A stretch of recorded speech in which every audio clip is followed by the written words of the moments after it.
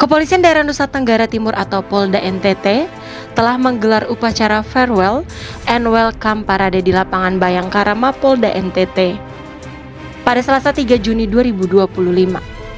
Acara ini sebagai bagian dari serah terima jabatan Kapolda NTT dari Irjen Pol Daniel Tahimonang Silitonga kepada penggantinya Irjen Pol Rudi Darmoko yang dihadiri Wakil Gubernur NTT dan unsur Forkopimda.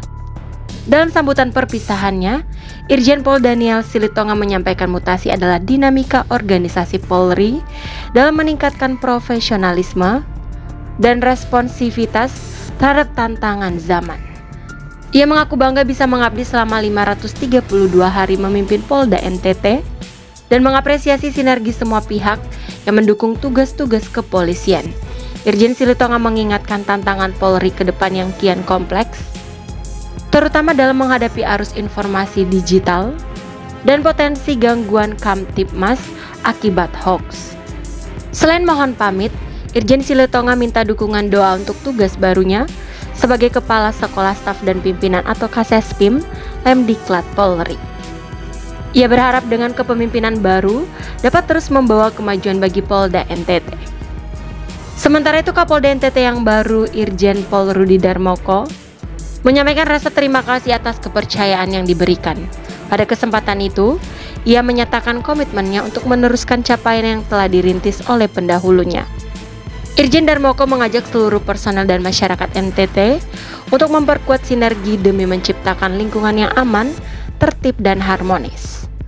Sebagai informasi, Irjen Rudi sebelumnya menjabat sebagai Kepala Sekolah Staf dan Pimpinan Lembaga Pendidikan dan Pelatihan atau Kasespim Lemdiklat Polri. Posisi Pak Rudi akan diisi oleh Irjen Daniel.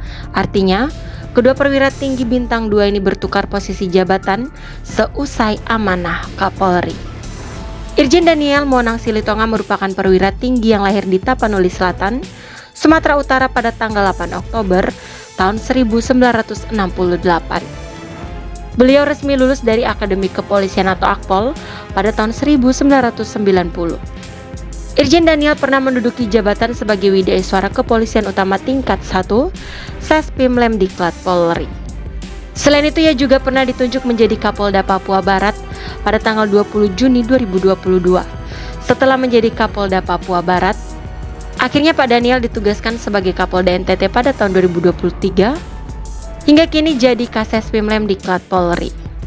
Sespim Polri bertugas menyelenggarakan pendidikan manajemen tingkat tinggi, tingkat menengah, dan tingkat pertama, pengkajian dan pengembangan kebijakan, serta mengelola komponen pendidikan di lingkungan Polri.